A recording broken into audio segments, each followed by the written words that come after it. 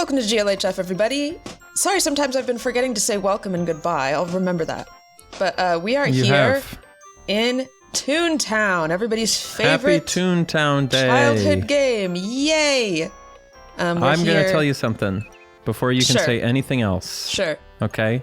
You texted me and you said, and I quote, okay, are you ready? Do you remember this quote? You said, yeah. I always forget how annoying this game is. It's kind of awful. I thought when I first booted this up, it was my first Toontown experience ever. Yeah. When I was playing this earlier today, I was, no joke, completely enthralled. I was really? Wait. I was like, dude, I'm really into the vibes of this game and the fact that there's like an incredibly crude turn-based RPG aspect to it. I think is really funny. I think this game would have gone so hard for me if I played it contemporaneously. Okay. But even now, just the vibe of like all of the two-dimensional trees and like the backgrounds and stuff, I'm incredibly into it. So I'm definitely a Toontown fan. Mm-hmm. I'm never going to play it again after this, obviously, because it's horrible. But yeah, the vibes for the purpose of the podcast, I'm really enjoying. So I'm sorry that you're not having the same experience. Yeah, it's interesting to hear a different perspective. My impression of it now, I remember thinking it was really cool as a kid. I think because this was probably one of the first games I ever played where you were running around with other people online. So that was a cool thing. There were actually a bunch of people as opposed to now where we are kind of standing in this weird liminal space by ourselves. Mm-hmm. This was a Disney thing, right? At one time. It's no longer associated, but it was at one point branded, so this is the same as Club Penguin, which we played for a different episode, where it's like hosted by fans now somehow. And really incredible that it's been up for several years at this point and not taken down. I think my impression of it now is just the music is really annoying and really loud. It's like from the era of games where all the music was mixed to be as loud as possible in your speakers. Mm-hmm. So it's like everything is the same extremely high volume.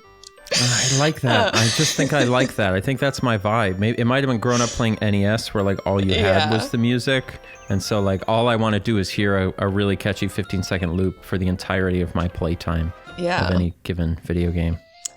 But yeah, the combat, it's interesting that you praise the combat because I never did the combat. Praise is overstating it, just to be clear. Oh, I thought you said you loved it. You thought it was genius and revolutionary. No, I said I loved that it exists. I don't even know if I said that, but the fact that it exists brings me great joy. The quality of it is quite poor, just to be clear. Yeah. But I didn't know it was a game. This is a game. Yeah, you could say that. I am. It's one of these games where there's multiple ways you can play, right? I only ever played the mini games, so if we look around this area, which I won't do right now, there's a train you can get on that takes you to the mini games, and that's how you earn. I did the train. Jelly beans, which is like the currency. I got some. I only ever did that. I never you're supposed to go out into the streets and be battling these cog guys, and that terrified me to no end. They're all so scary. I feel like at least in the beginning of the game, it's a game for kids. They should give you some like easy enemies, like I don't know, a stray dog or something. It goes straight into like the big tall businessmen, which is when you're a kid, it's like the scariest thing in the world. They're very scary, and every time, you can battle them in the streets, and then you go into like I don't know what to compare it to, but you go into the big corporate gray buildings and you battle like a bunch of them in a row, and that's like a challenge mode or something. And I think you like gradually like clear out all the areas, so there is like progression and there's a point to it, but I never did that because I was just so terrified by how they look. They're so scary and angry and mean. It's interesting how there was an era, and it might still be going on, and I'm just not a kid, so I don't see it, but like I feel like there were a lot of cartoonish, like video games, cartoon movies and things where the story was like, it's a fight between colorful joy and gray exactly, yes. business Extremely common trope, yes. Yeah, and that's less of a trope now. Nowadays, it's way more like global warming as opposed to finance. And it's funny that it must have been when the financial system collapsed in 2008, 2009. Maybe we were just like, I don't even want to think about this anymore. And we switched to a different existential threat, which is global warming. But you don't see that as much. Like, I even think of, do you remember that Wii game, Da Blob? Where it's like the whole thing is the world is gray and you play as a blob of paint and you have to jump around and repaint the buildings because the color's getting sucked out. It's like that contrast between colorful whimsy and gray was like just such a huge thing. And there's got to be some like games where with the same exact premise where you're like painting color back into the world. Yeah, it's just interesting. I don't know. I hadn't thought about that as a premise until I opened this up and I was like, yeah, remember when like business guys were seen as the most evil thing in the world? And then now, after they did the thing that made it clear that they were, for some reason we stopped cartooning them as the most evil thing in a way. You know what I mean? I think we should bring it back. We totally should. I think businessmen now's the time. Are probably Those the most evil thing in the world. They need to be... They're definitely on the list, and at the very least, they need to be taken down a few notches. You know what I'm saying? They need to be humbled. Ridiculed, yeah. And we should do that via children's media and video games. That's my opinion. Mm-hmm. We should put that in their brains early. Well, yeah, and then you wonder, if we were putting it in their brains early, fat lot of good that did. Yeah, I don't know. I would like to talk a little bit about my name. When I logged into this game today... Sorry to change the subject, but... Well, and last week I told you should interrupt me more, and here you are doing it, so nice work. Yes, exactly. Anyway, I haven't logged into this game since I made a video on it, like, it has to be 2 years ago at least now, because I had my long hair. I don't even remember a Toontown video. Well, it's ancient. Don't look it up. I'm doing it right now. Anyway, my name was Mem, just M-E-M. That I typed in when I made my character, and then I logged in today and it said, you've been renamed because your name was like not appropriate. It was literally just Mem. That's interesting. So I'm being discriminated against. Well, it's probably because you became a successful YouTuber, and that you should be discriminated against at that point. As they said, any name that is the name of a successful YouTuber needs to be removed from the possible or they're name protecting list. My identity because they're like, this famous YouTuber would not stoop so low as to play Toontown Rewritten. Right, this must be an imposter. You must be, exactly, right. That could be what it is. But no, it in fact is me. So walk me through how you ended up, because you couldn't pick your normal name. How did you end up on Tan Deer? That was just what it gave me, I think, because I am a tan deer. Oh, okay, that's interesting, because it gave me... Miss. It gave me the, what do they call it? Was this just the first name it gave you and you just went with it? No, because I figured it had a list of names you could pick. Yeah. And I assumed Austin would be on there. But it automatically filled with Miss. So I said, I'll go with Miss. So my goal was to be Miss Austin. But then I scrolled up and Austin wasn't there. And then I was like, let's go look for a different name. Started scrolling down. The UI for scrolling down was just really annoying and slow. So I just stopped and picked the thing it was, which as you can see, I only made it to B. And so I picked Banjo. I like that. Shout out Banjo Kazooie. Yeah, Miss Banjo. It's a nice name. Was there any thought behind you being a duck? My goal was to try and make myself look as much like me as possible, as always. Right, yeah. This is exactly what you look like. Except that I'm towering over you. Yeah, which is confusing because I scrolled through all the characters and I thought I picked the tallest one, but clearly I didn't. You can adjust your height. Like separately? Yeah. All right, I didn't know that. Well... Now I'm shorter than you, so that's okay though. You know, you I'm kind of a beast. You could truck me. Like you could truck me or you could run me over like a truck. And I will. I do like the concept in this game of getting to make your own custom like Disney style character. I think that's kind of cute. What is it? When you did it, like if we had teleported this to Disney version, is it these exact characters, or would I look like more like Donald Duck and you would look like Goofy? This is the exact game. They didn't change anything about the game. Wait, really? Whoever's hosting this just has the game files. This is exactly what it was. Where's all the Disney characters? it's us. We're like our own Disney characters. No, but I figured they would, if it was actually Disney, there'd be like Goofy would be here and Mickey Mouse and stuff. Are they not? I was just in like Goofy's Raceway, so some of the places have their names in it. Okay, so some of it is branded. I don't think I've ever seen like the Disney characters walking around though. So maybe it just never was that. It was like this weird kind of offshoot. That's pretty cool. It's like we're in the Disney world, but we're not necessarily interacting. We're like with the them NPCs of like the people who'd be in the background. Exactly, we are. That's Steamboat what we are. Willie. We're Disney That's NPCs. so fun. We're Did Disney you ever play characters that game in a crowd. Epic Mickey? Do you know about Epic Mickey? I know about it. I have not played it. It's so cool. Such a cool game. I think so much vibes. It was like Toontown, but more polished and like the vibes were like Toontown-ish, but cooler. Isn't that what? Don't you have a paintbrush in that one? Yeah, you do, and you actually are trying to return color sort of to the world, but it's a similar type of thing. Yeah. You have a magic paintbrush that can either I never thought about that destroy... trope before, but that's so true. There were so many things like that.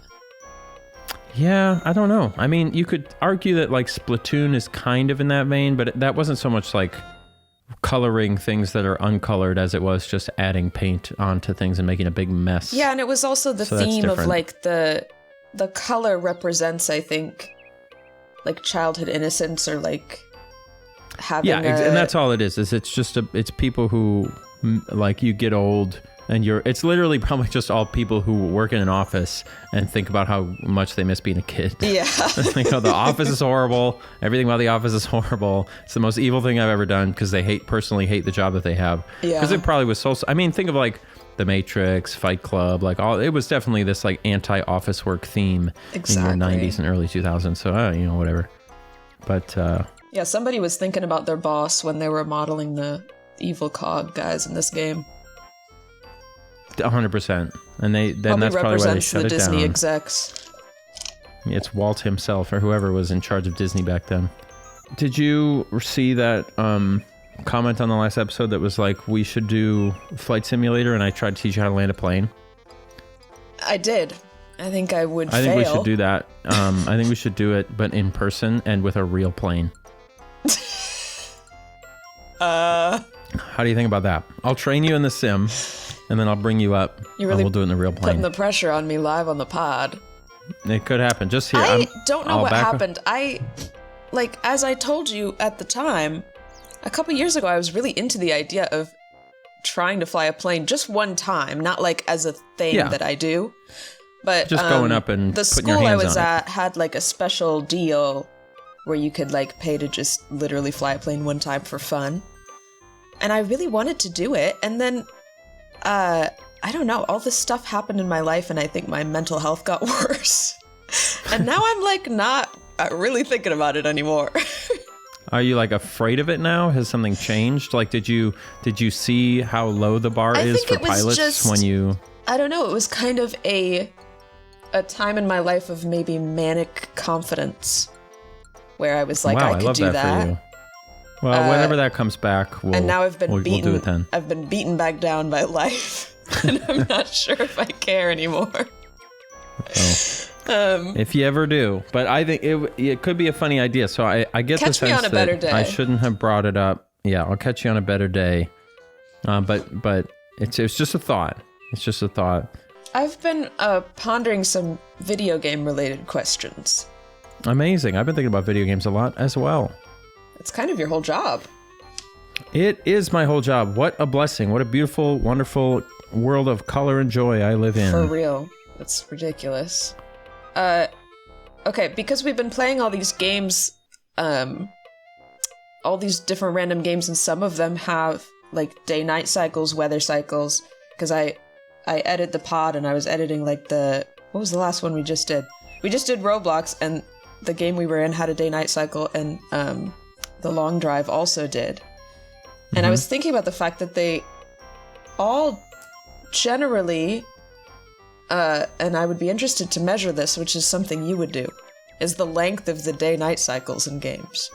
Because they're all like pretty similar to each other, which makes me think that somebody has figured out that's the ideal. But like, why and like, what do you think, in your personal opinion, is the ideal length of the day-night cycle? Well, I've obviously, as you can imagine, I've thought about this a great amount. One of the things that really fascinates me with regards to a day-night cycle is I've always wondered, and I'm sure someone's already done this math and I could just Google it, but I've always wondered if you took the scale of a game like Grand Theft Auto 5 and you took the time scale and sort of like if however long it takes to walk from one end of the map to the other, like is the physical scale meant to be sort of locked in tandem with the time scale? So which is to say, yeah. if in real life it takes you a day to drive from Southern California or like from LA to wherever, and it takes a day in Grand Theft Auto time, is it sort of like meant to be seen as like if the day is 10 times faster in Grand Theft Auto, is the size meant to be thought of as 10 times bigger because it has the same effect? Yeah, in that's terms a of good like, point. if sure it feels like it took 8 hours to get here, even though in the game it's only, you know what I'm saying? Like how that all matches up. I've always thought that was interesting. In terms of ideal, I think, honestly, obviously it depends on the game. If it's a longer game, I like a longer day-night cycle. I don't like it to be, I like there to be ample opportunity for scenes to occur at unexpected times of day. I don't like when a game, like when they have the really epic moment, they force it to be at sunset or they force it to be in like the right, like I think it's cool when they just let the time be what the time is. Yeah. And so if you have a longer time cycle, there's a bigger chance that you'll end up like doing a scene that's really important and epic, but it's just like a cloudy day in the middle of like at noon, you know? And I think that's kind of a fun thing that can happen. So but I also do like really fast ones. Like Ocarina of Time has a really fast, it's like 2 minutes or 3 minutes or something crazy.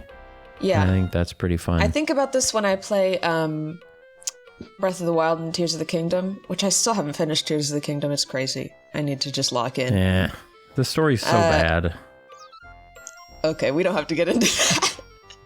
But, do you seriously, you disagree with me? I'm not going to get into it. I just want to know, do you disagree with me? I don't think it's bad. All right. Okay. Well, now I want to know what you don't like about it. I think the voice acting is genuinely embarrassing. And I think the writing is just like pretty mediocre. It's just like whatever. And you put those two things together and I almost can't sit. I had to change the language to Spanish just to make it so I could sit through those cutscenes. I thought it was just so, it was so difficult. It like, the thing that stresses me out about it that I don't like is that if you removed all of that, those games, Breath of the Wild and Tears of the Kingdom, are such like wonderful, quiet, elegant, beautiful experiences. And they're really pretty like sophisticated and like it's like a Studio Ghibli film.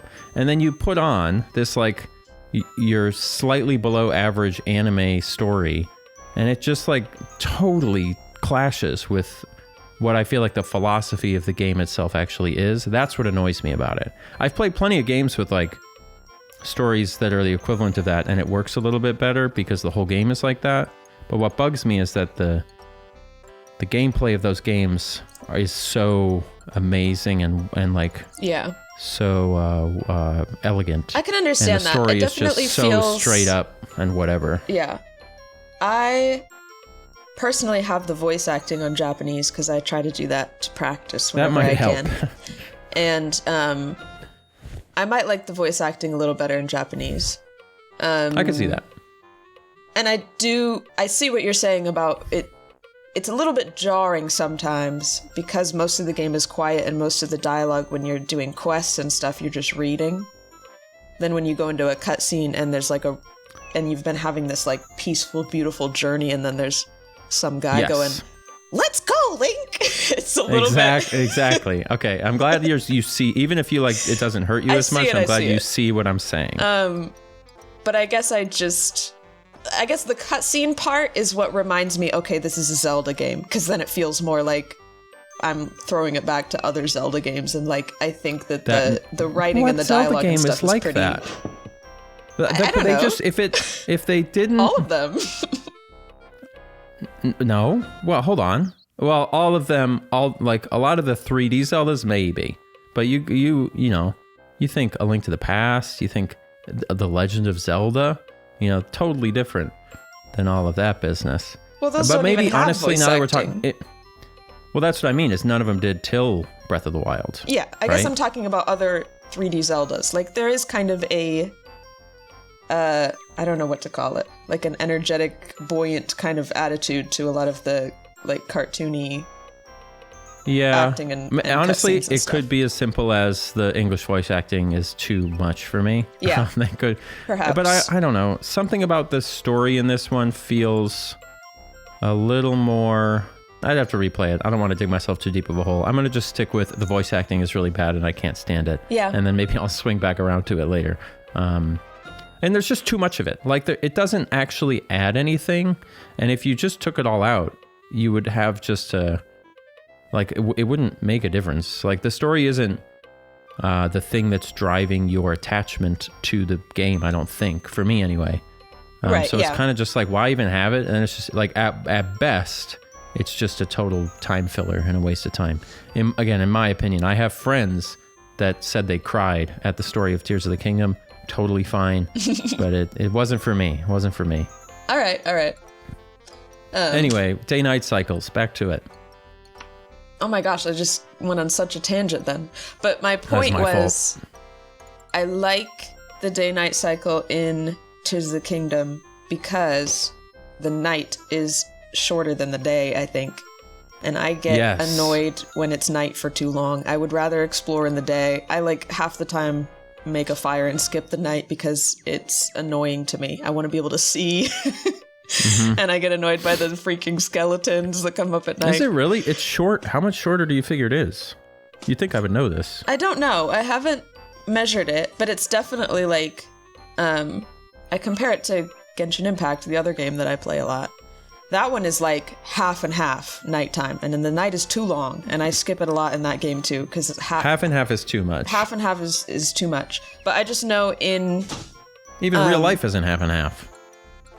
Right, exactly, at least. I mean, it is for, that's like what an equinox is, I think, right? Well, yeah. And also for certain places where people live certain places, but, you know. But yeah, I like when the night is shorter. I think... I also get annoyed when it's too fast, though. I think Breath of the Wild still might be a little bit too fast, because then I'm having to skip the night too much. I think that's reasonable. I mean, because really, what the night gives you is the sunset and the sunrise. Like, that's the real benefit of having the night, is you get these moments of like dawn and dusk that are so beautiful and can really elevate a thing that's happening while you're playing. Yeah, and it makes it feel like time is passing. Yep. Yeah, I think a day-night cycle in a game is like just... I wonder what the first game with a day-night cycle was. I mean, Ocarina of Time is, 98? But this is not a conversation for the podcast. This is a conversation for me to have with the internet later. But I would be curious. Yeah, you figure that out. Do some research. I will. I'm gonna figure that out. I'm gonna write that. That's an idea for a YouTube short. But yeah, I just think it's interesting that so many games have such similar lengths of cycles, because I think both that Roblox game and The Long Drive, it was like maybe 2.5 days that passed during the episode.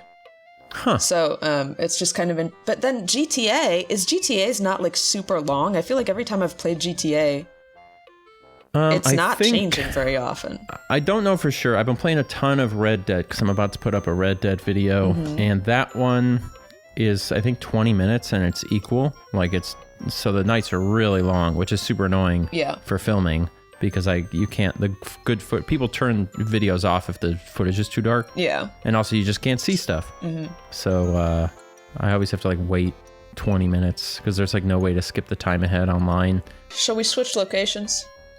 I would love to. Let's go somewhere else. I'm going to try to walk the whole way in this 3/4 camera view.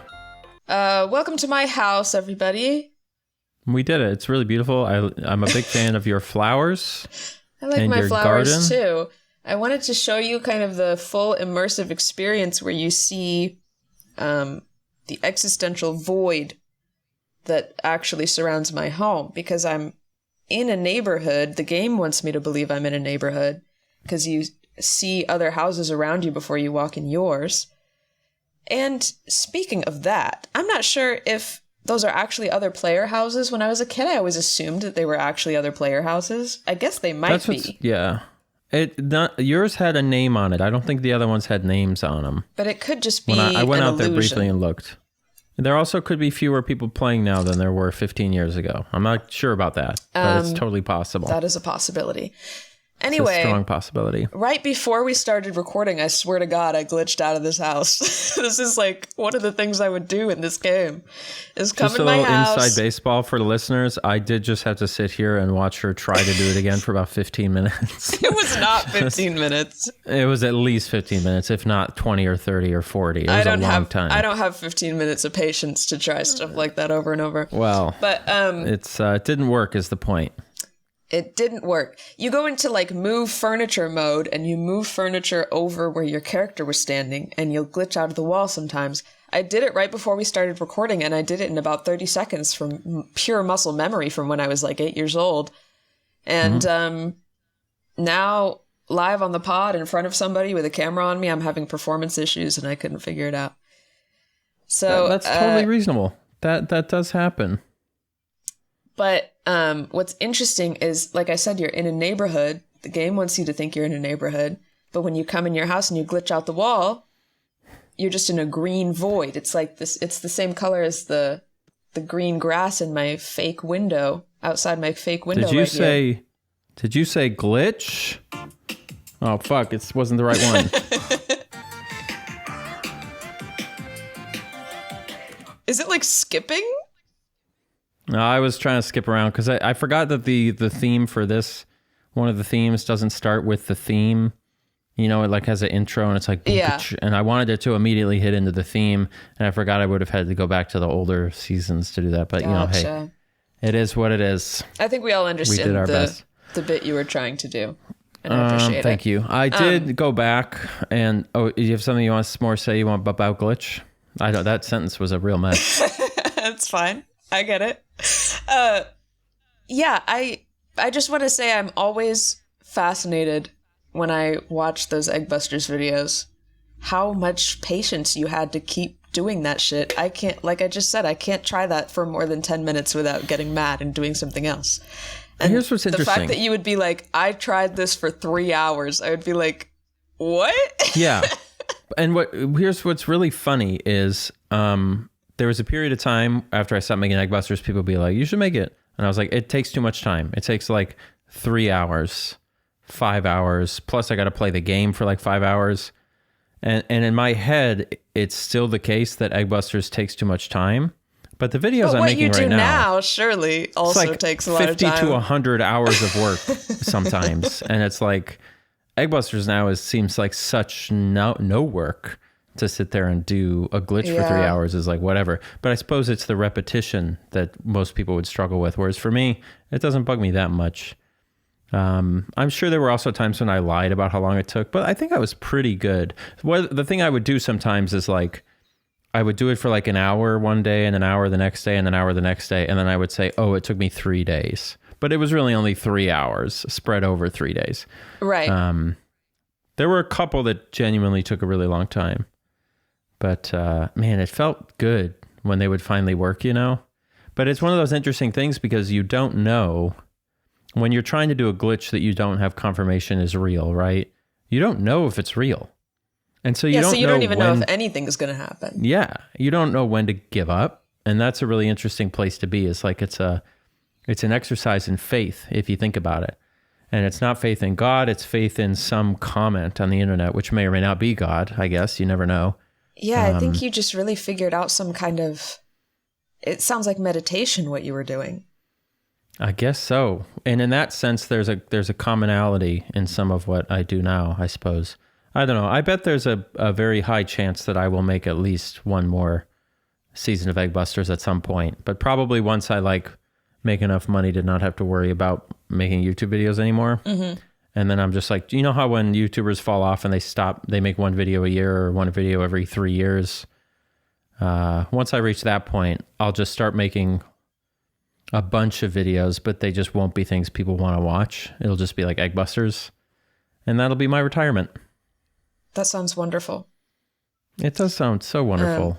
But yeah, I guess I'm just saying I love that about your mind, that you can just do that, because I get frustrated. Yeah. I mean, I do too, but I don't know. I get a little bit frustrated, but I'm also like, I could just be doing something else, anything else. Yes, and that's really what eats away at you, is you like eventually 2 hours, 3 hours, 4 hours of trying the same thing. You're like, you realize that like this is, your life is ticking by, right? Like your actual life. Exactly. You don't get these seconds back. And you're like, is this really worth it? It made really good content, though. I love the glitches. I love looking at them. You know, I love when other people will do them for me and show me them. Yeah, it made good content. It'd be fun to do it now and see if I could make it better. But then I might ruin it, you know? That's the problem. I think you can do whatever you want. Speaking of content, I felt so bad about making fun of or saying I didn't like Eddie Burback's videos that I went and checked in on those videos again because I was like, oh, they suck. I think I just had recency bias because I watched like a couple of them again, not all the way through, but like bits. And I was like, these are actually pretty good. Like, I still maintain that they don't come to any interesting conclusions, but they are genuinely like really fun and funny and well made. There's quite a huge chunk of YouTube that doesn't come to interesting conclusions. It's just about being silly and fun.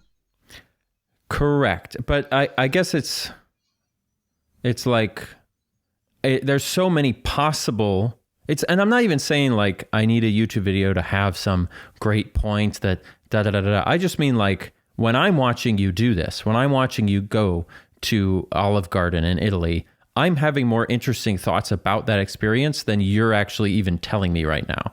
And so then I feel like you're falling behind me and I'm not even the guy in the video. So I'm like, well, what are we doing here? Your problem is you're just so much smarter than everybody making videos. And they should all, you know what? learn something from you. I didn't say it, but it might be true. Name one other person who's on my level, aside from Mr. Beast. And it all comes back to Mr. Beast. What the hell is his name? Back to Jimmy. Tim? Jimmy something. Jimmy. We call him Jim. Jim the YouTube guy. Yeah. His face looks like a weird plastic clown doll you'd find in somebody's basement. People make fun of him for his face, and I'm not here to be a Jim apologist, but I think it's so great that you can have this sounds so bad, but you can have someone that looks like that and acts like that, but as long as they make content that people want to watch, people don't actually care. Because he shouldn't be like, he doesn't have, this sounds so mean. I don't know. He's successful. I'll cut it out if it's too mean. He doesn't have any innate charisma, right? We can all agree that Mr. Beast does not have innate charisma. He has none. Every time I've watched a clip of it, I'm like, this is not even like an interesting or funny person. He's just kind of saying stuff.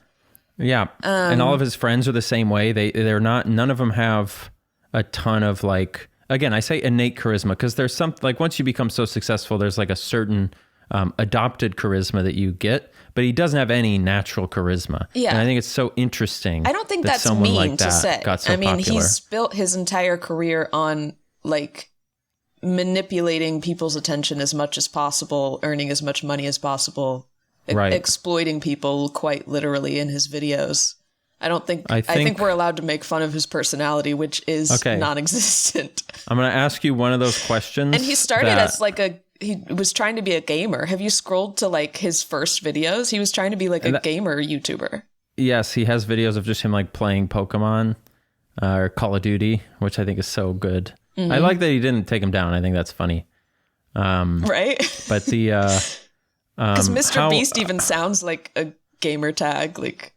Do you ever intend to exploit people when you make YouTube videos? Yeah, well, I'm exploiting your success and fame in this podcast to gain my own following. But you should really mostly exploit people who are like, who have more money than you, probably, right? How would I do that? I was thinking more of like exploiting children and underprivileged people. Well, that's what I'm saying is we should exploit a little bit. Like everyone can exploit a little bit as a treat, right? As a treat. Just a little. Like I want to see, like, you know, who doesn't love to watch Ninja Warrior, right? Everybody loves Ninja Warrior. Yeah, those people choose to do that. Oh, hold on. Wait. Well, I guess it depends what you mean by it. Mr. Beast is exploiting people. Are you talking about the people on the show or like the people who work for him? Probably everybody and the audience. Okay, but the people who are on the show choose to be on the show. I mean, it's no different than a game. He's just making Ninja Warrior, basically, right? He's making Survivor. He's just making bad reality TV. Sure, but I YouTube. think they're not always aware of the full extent of what's going to happen to them. And the people on TV are? No way. No way. This is the thing that is weird about Mr. Beast is people act like he's doing something different or like unique or revolutionary, but he's literally just making like bad reality TV, which we've been doing for like 20 years. It's not any different than that. Yeah, I guess so. It's not any more or less, and all of that's way too exploitative, obviously. I'm just saying he's just in a long lineage. People give him too much credit, is what I'm saying. Sure, of course. But like the really long running reality shows, like, I mean, so Ninja Warrior is that's like the athletic one. I wouldn't say that's really like Ninja Warrior. Yeah, but it's like this single mother is competing for money to save her child or whatever. You know what I mean? Yeah, like, I mean that's always weird. That's they always what all have those to shows make are. up. They have to make up like a not everybody is actually in as dire a situation as they make it seem, but everybody needs a sob story. They have to have a sob story for every single person. So I've heard of people after they've been on shows like that being like, my life actually wasn't that hard, but they made me come up with something for the show. Did I tell you about the celebrity intervention thing? Just before I forget, my point about Mr. Beast is that like, from what I've seen, and I haven't like watched a ton of his videos because I don't care, and that's not my type of content. Mostly pretty bad. But I know there was a lot of stuff coming out about his like actual TV show that he was going to have that maybe never came out. I don't even know. I'm just talking out of my ass, but that's what a podcast came out. is it for. Was I heard people talking about it the other day. But I think a lot of people were like legitimately getting really hurt. Whereas like these like longer running shows like Wipeout or something, that's a good point. If you're going on the show, you've seen the show a bunch of times, and it's been running long enough that it hasn't been shut down, so they've figured out ways to make it safe enough. And yes, there have been like reality shows where people actually got seriously hurt or it was just a horrible idea, and they end after one season because they get like slammed with lawsuits. So anyway, I wouldn't exactly compare Mr. Beast to like established shows that have existed for a long time, because he's doing like season. What if I exploit people for one season and then I cancel my show? That's what I'm going to do. Thank you for the idea. That's my new plan. Like you start with that intention.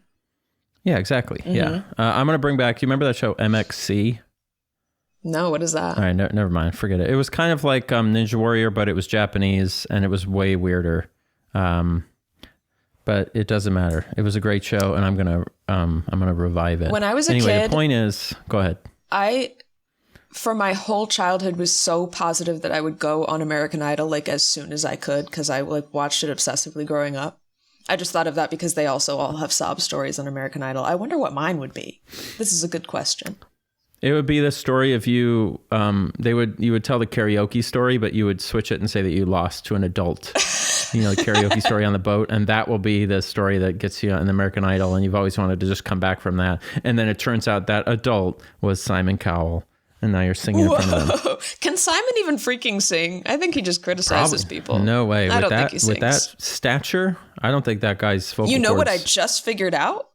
What? Simon Cowell looks like Mr. Beast now with the plastic surgery.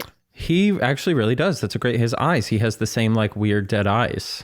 Yes. That's interesting. That's the thing about Mr. Beast. I do want to say I don't necessarily love making fun of people for their appearance. The thing that's weird about Mr. Beast is the smile that he's doing that's like not a full human smile, and it doesn't reach his eyes. I like it. It's a thumbnail smile. It's like, I wonder what he looks like if he's experiencing real joy, if he ever has. Do you remember Intervention, that show, but it was like Dr. Drew's Celebrity Intervention, where they had celebrities come on with drug problems and then he like has an intervention and saves them? No. Oh, well, it was that show. Do you remember Dr. Drew? Are you familiar with Dr. Drew? Dr. Drew. No. All right. Well, No. He was like a celebrity doctor. You could think of him kind of in the vein of like a Dr. Phil, but more like medically oriented rather than psychology, I think. I'm not 100% sure on that. But he had this show where it was like an MTV show, very popular, where he would have these celebrities come on who had like fallen off and were struggling with addiction, and then he would help them, counsel them. And what I learned is that for that show, they would just go to washed up celebrities, offer them a large sum of money, and tell them and give them an option of like, here's different addictions we can say that you have. Pick one. Oh my God. That you don't even actually have, and then we'll just pretend. And these celebrities, and I don't know if this is true of all of them, but this is something that they did. I think it was the guy who played Urkel came out and said that they offered him like $500,000 or something crazy to pretend he was addicted to drugs and to go on this show and get quote unquote fixed. That's so and horrible for their reputation, though. It's so horrible. But it's all these people whose careers have totally fallen off. And so it's these desperate people looking for like a rebound kind of in a way. But I don't know. I guess I was not cynical enough about reality TV because I would have assumed that like so much of it was faked and staged, but like the fundamental premise is like always technically true. Yeah. I didn't realize that they would just totally fabricate everything about it. But I guess it makes sense, they'll do whatever they can to get a load of views. And I just thought that was crazy. So I wanted to share it with you today. Yeah, that is crazy. That's definitely something I learned as I grew up, like exactly how fake they were. Because as a kid watching American Idol, I 100% believed everything. I was like, wow, all these people's lives are so tragic. And then when I was like a teenager, I would see like interviews with these people after, and they'd be like, yeah, my mom didn't have cancer or whatever. Like, that's just so crazy. I don't know who would do that. Like, I don't know. It's just so weird to me that you would just like so totally fabricate everything. Yeah. I guess it's not weird to me. It feels like you would be able to get the same result without needing to do that. I like that these little ZZZs come up over our heads when we don't move and long enough, and it just makes it look like we're having the worst time talking to each other. We're both falling asleep this whole conversation. Especially when one of us is talking and the other character falls asleep. And you're exactly. Like, oof. So embarrassing. So anyway, TLDR, Eddie Burback's videos, largely I had recency bias because I didn't like his most recent one. Mm-hmm. But it's mostly they're pretty good. We're backpedaling. We're backpedaling. I still take issue with YouTubers who I feel are in a constant state of doing a bit and never show me their true selves, but that's just a personal preference. So I'm curious to see what are you seeing on YouTube? You sound like you've mentioned before people that are always doing a bit, people that wear costumes in every video, and I'm like, what world are you living in where you're like, I don't know what you're seeing. It's all bad. It's like it's all that stuff, or it's like videos about how like shipping lanes work and how grocery stores get stocked, and those are the only things I see is like people doing the worst bits ever, or logistical information videos. I think you're stuck in a weird alternate dimension. You got to get your algorithm fixed. I do. Yeah. Well, I'll see if I can this week. I'll pay attention. It sounds like all you're getting recommended is like weird clowns. It's true. I mean, everyone I watch on YouTube, I feel like people are constantly wearing costumes and doing bits, and that is clown behavior. That's so funny. Because I do not know what the fuck you're talking about. I don't like it. I love that. They need to fix the algorithm because I don't want to see this stuff and I keep seeing it somehow. Stuck in the clown dimension. Have you ever seen that guy, Dr. Mike? No. That's my dude. Man, me and you don't have much overlap in what Dr. Drew, Dr. Mike. I'm watching all these doctors. Yeah, never heard of any. Oh, no, I know Dr. Mike. Dr. Mike that's my dude. I love Dr. Mike so much. Are you attracted to him? Yeah, I would say it's an interesting thing because I see him as attractive. I find him attractive. Am I attracted to him in the sense of if I saw him and he was like, give me a kiss, give us a kiss, if he said that, would I want to do it? Would I do it? Yeah, because it's Dr. Mike, but would I want to do it? I don't know. I'm not totally sure. It's hard for me sometimes to figure out that line between like, I understand that you are attractive and I am attracted to you. You know what I mean? I hear you. I used to watch, I think I had a period of time where I watched him. I haven't watched a video of his in a very long time. Well, I think what it is I really like House MD. So anyone who does videos that are related to House MD, I'm a fan. Does he do videos about House or just because he's a doctor? Well, because he's a real doctor. So he does, I react to House MD videos. And so he watches them and he goes, this is crazy. You would never do this. Like, does he talk about the accuracy of them or something? Exactly. Yeah. That's his whole shtick. Gotcha. And I'm a fan of that. Yeah. This is the type of channel that I go through a lot of phases on YouTube where I'll watch somebody like a lot and then I'll be like, okay, I get it. And then I move on. Like, I think Dr. Mike was one of those where I like watched a bunch of his videos and then I was like, I got it. I understand. No, I 100% agree. And then I watched something else. My whole subscriptions. But like, shout out, he's extremely consistent. I'm looking at, he posts a video like. No, he's crazy. He's very like every inspirational. He definitely is like one of those people who just has totally figured out the churn. And it's not even like his content is horrible or anything. Like he's a licensed doctor or whatever, but like he's just figured out that like pace of just like bang, bang, bang, bang. Yeah. It's absolutely nuts. Well, and he definitely like sits down to film with a crew that's helping him and they put in front of him things to react to that they've already collected. So all he has to do is like show up and film and then somebody edits it. So that's like. Would you ever do that? Would you ever be like a React tuber and just React tuber? You'd be fun. That's a whole thing. You'd be good at that. I mean, what do I do if not react to video games I'm playing? No, but you know what I mean. Lower effort, ma'am. Lower effort. No, I'm not just going to be reacting to content. I think most YouTubers end up there because they realize that it. I was talking to another YouTuber about this who will not be named, but there's this interesting thing that happens, and I've started to notice it, where like. There's this shift, and it's actually making me kind of nervous because we jokingly talked one week about like, is there a point at which you should actually like stop? Maybe you shouldn't get any bigger than that point. Mm-hmm. And I jokingly said, like, I think I'm there. I think I really shouldn't get any bigger. Yeah. And that was like a month ago, maybe we talked about that. And I've started to feel, and it might be in my head, but I've started to feel this shift in like the way that people comment and watch things, that now people are now talking about me as an it rather than a person. Yes. And they talk about me like in a very separated way. So like even if previously people were mean or nice, it would always be like mean to me as a person. And now it's like people are mean to me as an it, which is totally fine. And it doesn't like make me sad, but it's a shift in the vibe. Yes. And I think that after a certain point, once you get past a certain size, it kind of stops mattering what you do because you're just going to get all of these comments that are always going to fill the same genres of comments every single time, no matter what you do. And it's just interesting.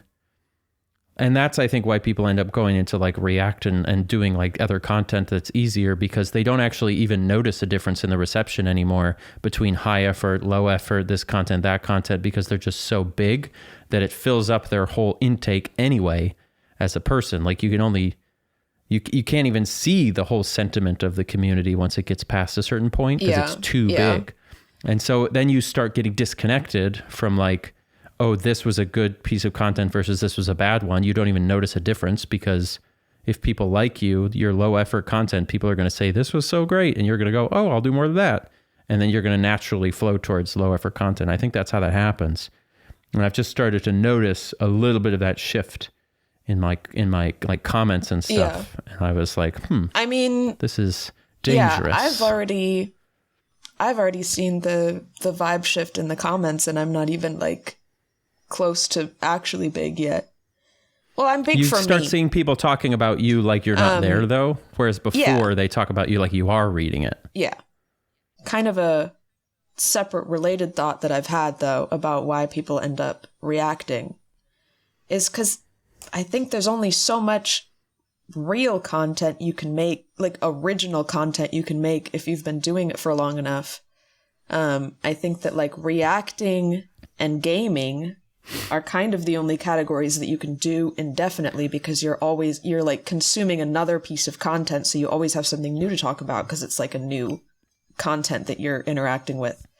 I think it just gets hard to like think of an original thing to talk about every video if you're not like, I would only have so many things to say from my life experiences outside of video games if I just like made videos about things that I know about or like my experiences. So I think it's logical that people end up just reacting to stuff. I feel grateful that that I chose video games and that I'm interested in video games, because I do think it's like a little more effort than just watching a video, because you're also participating in what's happening. Yeah. But so I think that's also part of it. It's just that like Dr. Mike at this point has said everything he can say outside of reacting to stuff. That is, and it's, you know, that's a good thing though, because you don't want, because your two options then are either you stop trying to say new things and you just start doing some other React content or whatever, or you just start making stuff up and keep talking when you don't have anything to say. Exactly. And I feel like that's way more dangerous. Some people do that too. Yeah, and that's just a really bad idea. So it's actually like a good sign when your favorite content creators devolve into some low effort content, because that means that they did their job. They've actually completed their task, which is to give you all of their heart. And now there's none of their heart left to give. Exactly. So they just go on Twitch and they react to memes. And, you know, that is what it is. So I don't have any beef with React channels necessarily. Get your money, whatever. I like them. I like the ones like where the guy... I don't mind if it's an actual like expert in something that has like a unique perspective on what's happening. Yes. Not just some person. Yeah, not just some guy with a high school education screaming at stuff. Yeah, some guy with a high school education trying to tell you about hydrology and just yapping and yapping for no reason. What the hell do these people know? I like some React channels though, but it's best when it's experts talking about things. Yeah. That's just like fun. I think that's a good vibe. All right, top comments. Top comment from Funky Fesh, who says, this podcast is the YouTube equivalent of going to that small diner that the local news hasn't ruined for you yet. And when I read that, I thought to myself, how big do we want this podcast to get, Mem? Oh, we'll ruin it. At some point, we can do a push and really like grow it. Because I haven't even talked about it on the main channel, not even once. So at some point, we can open Pandora's box. We got past episode 10. So I know. Eventually we can do that. And it's like, how big do we want it to get before it gets ruined? And the bigger it gets, the more trouble we're going to get in for making fun of Mr. Beast. And it's just like, I know, he's going to come after us. That's actually terrifying. Or he'll come on the pod. If it gets big enough, he'll come on the pod. Yeah, I mean, it's so funny to even talk about it like we're going to have beef with people. I don't, like, are we ever going to have a guest? No, that doesn't seem like something that's going to happen. There's no chance that I'm going to be able to avoid accidentally starting some beef, and then you're going to have to field it, and you're going to get people being like, it's just going to happen, man. Like 100%. Something's going to occur. I'm going to say something I shouldn't have said about some other YouTuber, and then they're going to say that I'm a mean person, and then you're going to, and then they're going to, and then we'll have to do an apology podcast. You think I'm going to get involved? I'm not interested in beef. Well, I guess we'll see how we cross that bridge. I'm going to leave you to fend for yourself. Why do you think I'm going to get involved? That's smart. You should do that. Just putting me on a podcast is just, I feel like, dangerous. It's just a dangerous thing to. I think you're all talk. Hopefully, I hope so. I don't know. You never know. No Burback fans came for me last week, so I tried to smooth it over with them this week. Well, that's the perfect example, because you immediately took it back next episode. You're not going to be in drama with anybody. You're just going to say sorry and move on. I'll just immediately acquiesce and go, I was totally wrong. I don't know, whatever. Just say anything I want. But yeah, if you do have beef, I will feed you to the wolves. I don't care. I'll just tell you that right now. As you should. If you have beef, though, I'll come to your defense. If I have beef, I'm going to be right, is the thing. Okay. Can we back up and sort of unpack what the implication there is? Nah, I think the pod's almost over. All right. Well, listen. I think the pod might be ending right now.